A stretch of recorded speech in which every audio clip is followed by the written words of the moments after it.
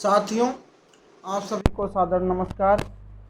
एक नई सच्ची कहानी के साथ मैं देवेंद्र दास आपके समक्ष प्रस्तुत हूँ और आप देखना शुरू कर चुके हैं देवेंद्र की जियो सफ़र।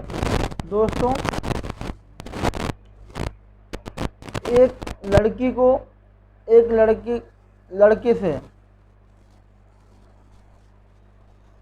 फेसबुक पे प्यार हो जाता है, शादी कर लेते हैं।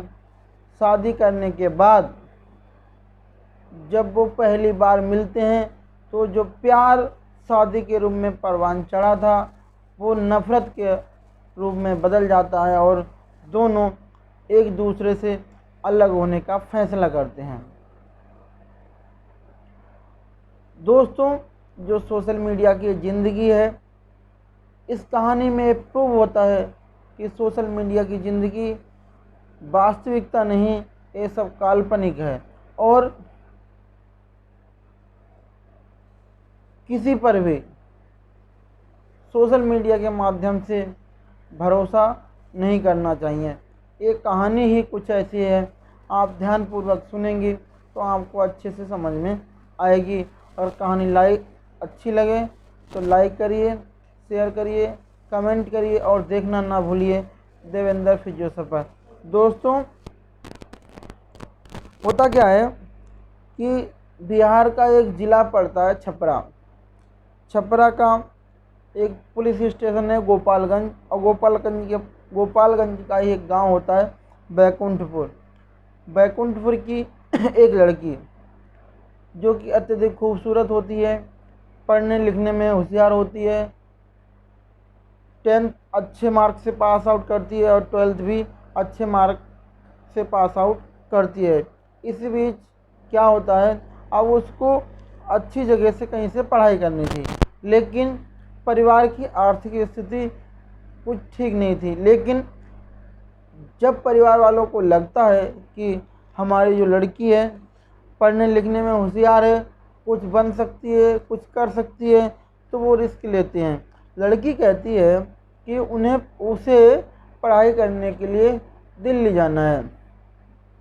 फिर क्या था, परिवार के लोग उसे दिल्ली में पढ़ाई के लिए व्यवस्था करते हैं, पैसों की व्यवस्था करते हैं और सारा अरेंजमेंट करके उसे दिल्ली भेज देते हैं। दिल्ली में रहने की व्यवस्था नहीं हो पाती है तो वो हरियाणा के गुरुग्राम में रह के अपनी पढ़ाई शुरू करती है।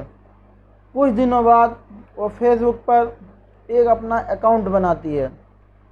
जब फेसबुक अकाउंट बनाती है, पढ़ाई भी करती है, कभी कभी फेसबुक को चला लेती है। इसी बीच होता है कि उसकी फेसबुक आईडी पे एक फ्रेंड रिक्वेस्ट आती है। एक दो दिन ध्यान नहीं देती, लेकिन एक दिन वो उस फ्रेंड रिक्वेस्ट को एक्सेप्ट कर लेती है। फिर क्या था कि उधर से हाय हेलो के मैसेज आने शुरू हो जाते हैं। शुरुआत में ध्यान नहीं देती, लेकिन जब वो मैसेज आ रहे थे उसमें वो ये कहता है लड़का कि वो लड़का जो है वो भी छपरा का ही है, बिहार का ही है। तो चूँकि लोकल की वजह से थोड़ी अट्रैक्शन सी उसकी बढ़ जाती है और वो धीरे धीरे फेसबुक पे बात शुरू कर देती है। बातचीत का सिलसिला इस प्रकार शुरू होता है कि वो दोस्ती में बदल जाता है।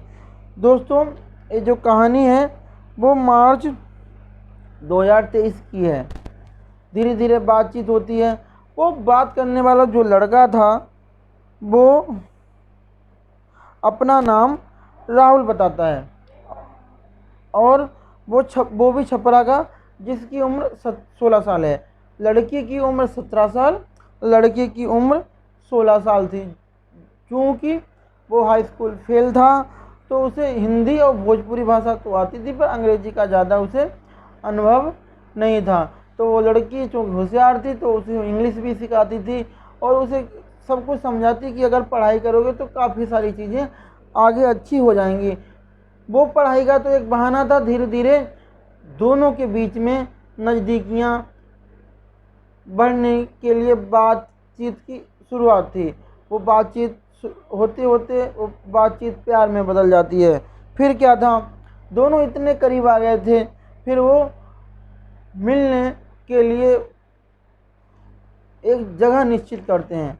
जगह वो ना तो वो छपरा में मिलना चाहते थे ना ही गुरुग्राम में।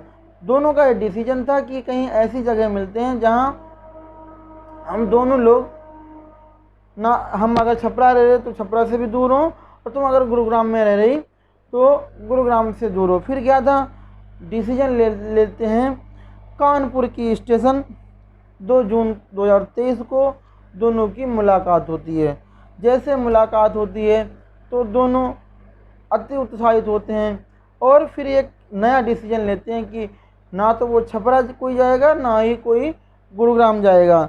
वो प्लान ये करते हैं कि ऐसी जगह चलते हैं जहां परिवार के लोग ना पहुंच सकें। फिर क्या था, दोनों निर्णय लेते हैं और मुंबई की ट्रेन पकड़ लेते हैं। दोनों मुंबई पहुंच जाते हैं। मुंबई पहुंच के एक मंदिर में जाकर के दोनों शादी कर लेते हैं। शादी हो जाती है खुशी खुशी। लेकिन अब क्या था, चूँकि लड़का भी ज़्यादा पैसे वाला नहीं था, अब उसके पास पॉकेट मनी के रूप में कुछ भी बचा नहीं था, तो वो एक जॉब की तलाश में लग जाता है। धीरे धीरे कोशिश करता है, एक आध दिन में उसे एक कंपनी में एज ए वर्कर जॉब भी मिल जाती है, मजदूर के रूप में। लेकिन इसी बीच क्या होता है, उसकी जो पत्नी है वो कहती है कि हम एक दूसरे से दोनों लोग प्यार करते हैं, फिर संबंध क्यों नहीं बना रहे। वो एक दिन टाल देता है, दूसरा दिन टाल देता है और कहता है कि जब तक कि हम सेटल्ड नहीं हो जाएंगे तब तक कि हम संबंध नहीं बनाएंगे।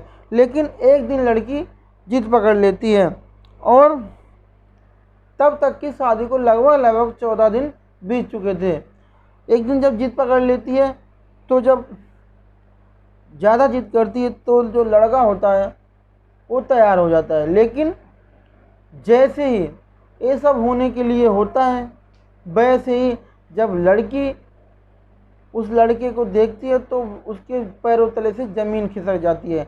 दरअसल जो लड़के के रूम में बात कर रही थी वो लड़का था ही नहीं, वो लड़की ही थी जो लड़के की वेशभूषा में अपना नाम राहुल रखे उससे बात किया करती थी, और मतलब पहनावा बातचीत वो सब लड़के वाली थी। जैसे ही लड़की जो 17 साल की गोपालगंज की थी वो ये सब देखती है, वो बेचारी परेशान हो जाती है और सोचती है कि मेरी पढ़ाई भी छूट गई और हम इतनी दूर आ गए।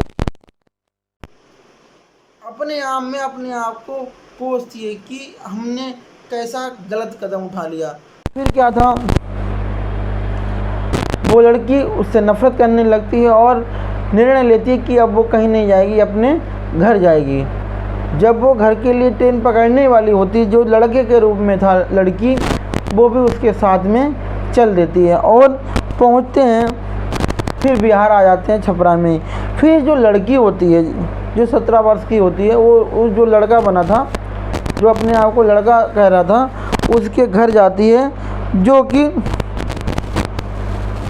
एटमा गांव होता है। उस गांव में जाते हैं और कहते हैं तुम्हारी लड़की हमारे साथ लड़का बन के छल किया है और ये सब मेरे साथ हुआ है। मामला पुलिस के पास जाता है।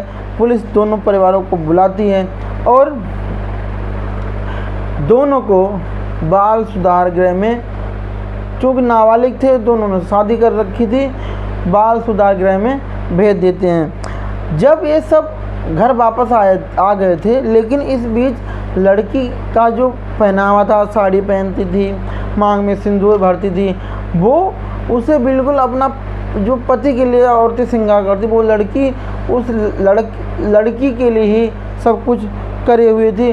घर में परिवार के लोग इस चीज़ को देख के आश्चर्यचकित होते हैं। लेकिन जब मामला पुलिस के पास पहुंच जाता है तो मामला ज़्यादा गंभीर हो जाता है और उन दोनों लड़कियों को बाल सुधार गृह भेज दिया जाता है। जब बाल सुधार गृह भेज दिया जाता है तो कुछ दिन उन्हें बाल सुधार गृह में रखा जाता है और फिर उनकी काउंसलिंग कराई जाती है काउंसलर से, मनोचिकित्सक से, कि आने वाले भविष्य में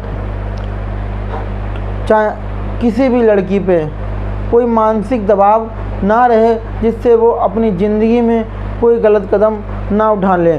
दोस्तों, आज की कहानी सुनाने का मतलब किसी की भावनाओं को आहत करना नहीं, बल्कि जागरूक करना है। और जब ये मामला पुलिस ने